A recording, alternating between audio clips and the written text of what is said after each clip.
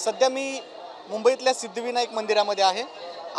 आपण पाहतोय की श्रावण महिन्यानिमित्त भाविकांची गर्दी मंदिरात मोठ्या प्रमाणात होते।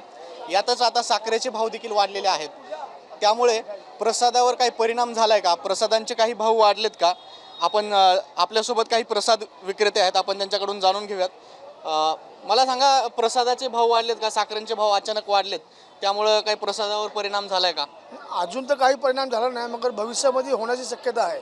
का आता हे 2-4 दिवस झाले साखरेचा भाव वाढलाय, मग आता पुढे माल जसा येणार तसा त्याचा पण भाव वाढणार आणि मग धंद्यावर पण फरक पडणार आम्हाला।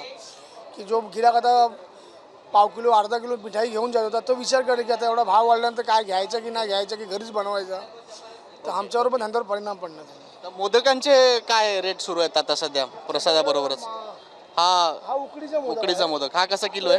किलो नाही, तो पीसच्या हिशोबाने येतो। ओके. 50 रुपयाला एक पीस येतो। ओके ओके आणि असं हे मोदक आहे, माव्याचे मोदक आहेत, ओके ते साखर माव्याने बनवतात, ते 800 रुपये किलो आम्ही विकतो आता। ओके आणि काजू मोदक, काजू कतली 1000 ते 1200 रुपये किलो जाते। लाडू आमचे 400 रुपये जातात किलो।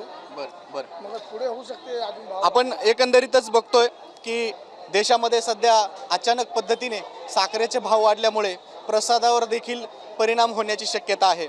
आता आपण बघतोय की काही जसं यांनी सांगितल्याप्रमाणे की प्रसादाचे देखील भाव वाढण्याची शक्यता आहे। त्यामुळे भाव वाढल्यानंतर भाविकांना खिशाला कात्री लागण्याची शक्यता आहे।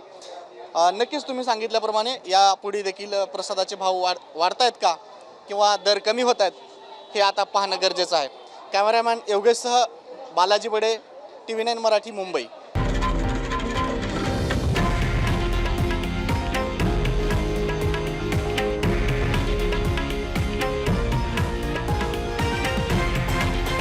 हे आहे देशातील नंबर 1 न्यूज नेटवर्क आणि आपण पाहत आहात TV9 मराठी, एकमेव।